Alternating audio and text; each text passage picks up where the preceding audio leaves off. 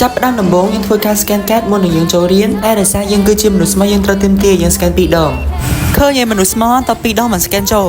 ឥឡូវនេះធ្វើការបើកទ្វារដើរចូលទៅក្នុង library ដើម្បីអានសៀវភៅ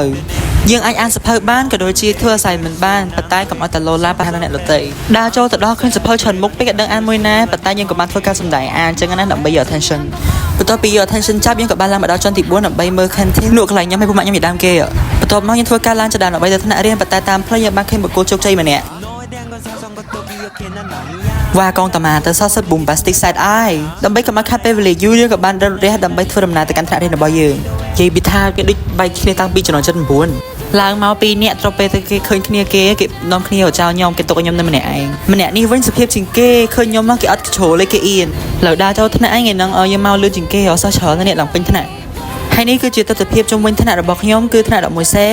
ស្អាត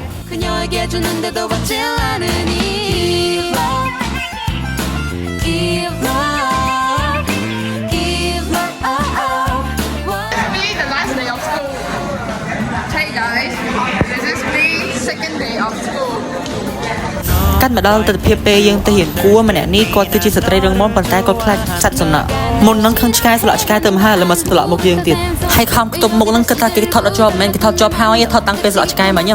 នេះគឺជាការយាងនិវត្តន៍របស់លោកជំទាវទឿបន្ទាប់ពីស្លាក់ឆ្កែហើយថ្ងៃមុនគឺគាត់មានអារម្មណ៍ល្អវិញក្នុងការថតជាមួយយើងប៉ុន្តែគាត់គិតតែពីចង្អុលយើងដោយសារអីគាត់ឃើញយើងនឹង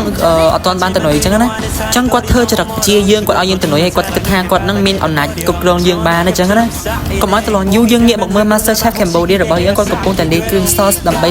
ហ្នឹងហើយគឺនេះគឺជាកណ្ដាលគាត់លាយទឹក sauce មិញដើម្បីញ៉ាំជាមួយនឹងកណ្ដាលអាំង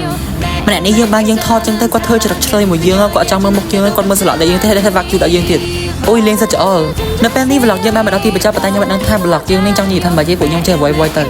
សូមអរគុណប្រិយមិត្តទូរទស្សនិកជនដែលបានទស្សនាតាំងពីដើមដល់ចប់អរគុណ